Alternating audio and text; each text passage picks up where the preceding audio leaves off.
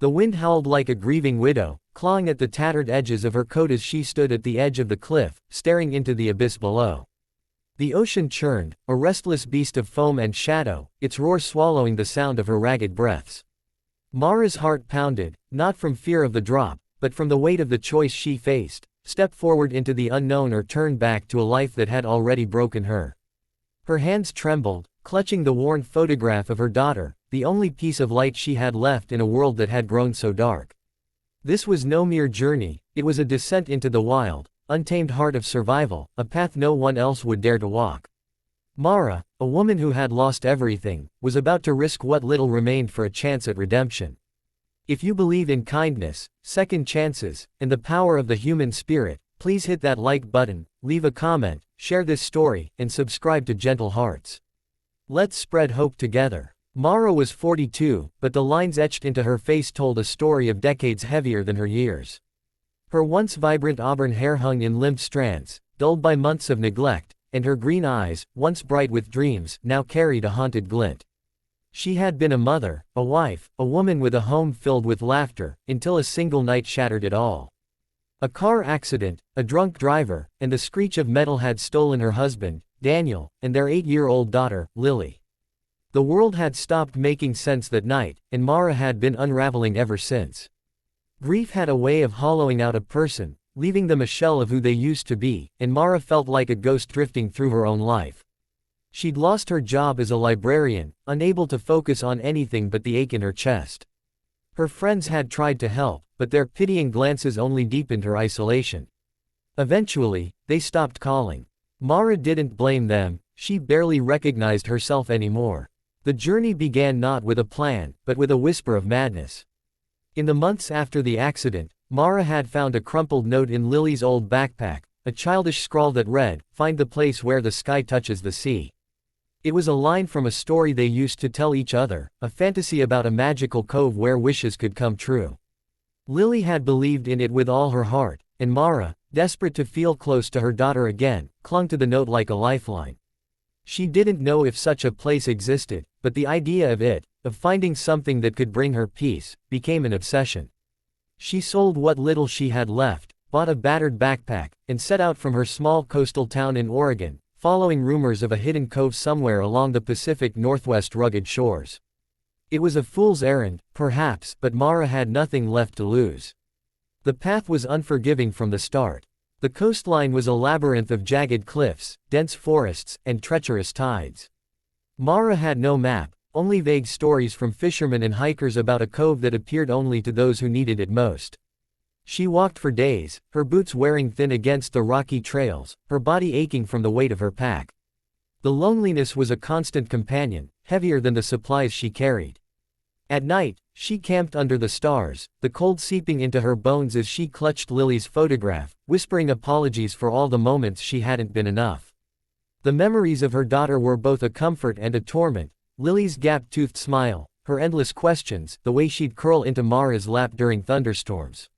Each step felt like a betrayal, as if moving forward meant leaving Lily behind, but turning back was unthinkable. The dangers were not just physical. Mara's mind was a battlefield, where grief and guilt waged a relentless war. She replayed the night of the accident endlessly, wondering if she could have done something differently, insisted they take a different road, left the house 5 minutes later. The what-ifs were a poison, seeping into her thoughts during the long, solitary hours. She began to see things in the shadows, flickers of Lily's face in the trees, the echo of her laughter in the wind. Once, she woke in the middle of the night, certain she'd heard her daughter calling her name. She stumbled through the dark, sobbing, only to find nothing but the endless crash of waves. The line between reality and delusion blurred, and Mara wondered if she was losing herself entirely. Yet, something kept her moving forward, a stubborn spark that refused to let her give up. The first real test came on the 5th day, when a storm rolled in from the Pacific, sudden and merciless. The sky turned black, and rain lashed at her like a whip.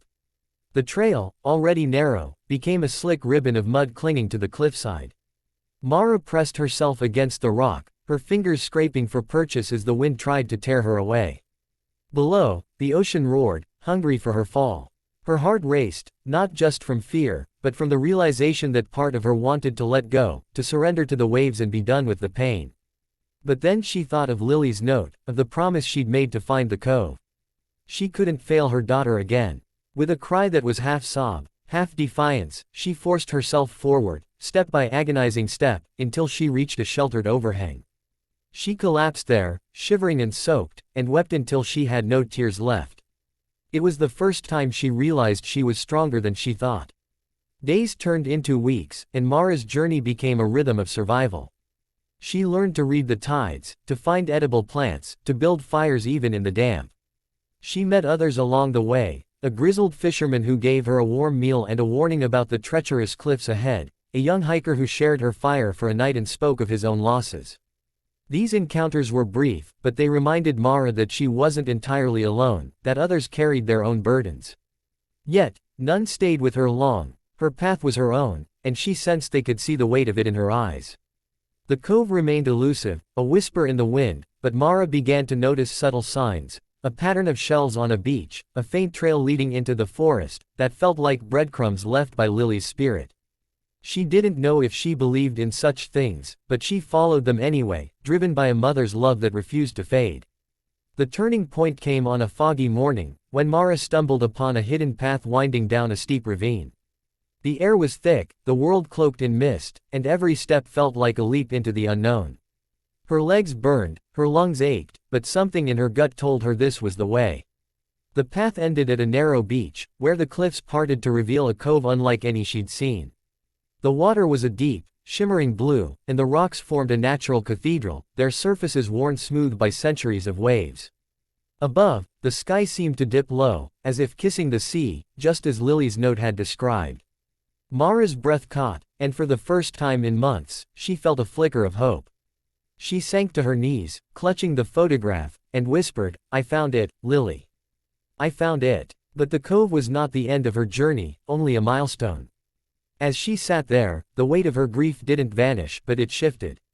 The cove was beautiful, yes, but it was also a mirror, reflecting the truth she'd been running from, that healing wasn't a place, but a process. Mara realized she'd been searching for a way to say goodbye, to let go of the guilt that had chained her to the past. In that quiet, sacred space, she spoke to Lily, not as a ghost, but as a memory she could carry without breaking. She told her daughter she was sorry, that she loved her, that she would keep living for both of them. The tears came, but they were different this time, cleansing, not crushing. For the first time, Mara felt the possibility of a future, not as a betrayal of Lily, but as a way to honor her.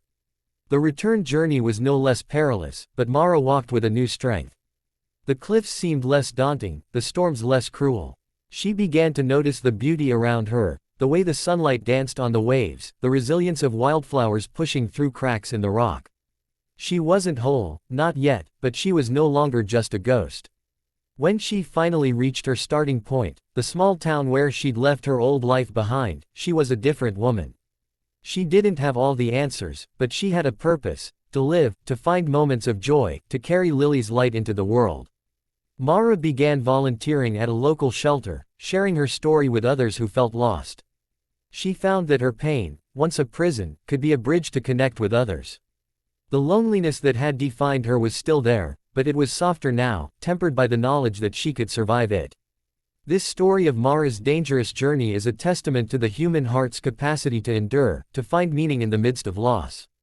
If her story has touched your heart, if it's reminded you of the strength we all carry within, please take a moment to like this video, share it with someone who needs to hear it, and subscribe to Gentle Hearts. Your support helps us tell more stories like this, stories that remind us all of the power of hope and resilience. Before we end, I have a special request. Please leave a comment below sharing what this story meant to you, or a moment in your own life when you found strength in the face of darkness. Let's create a space for kindness and connection in the comments. Thank you for being here.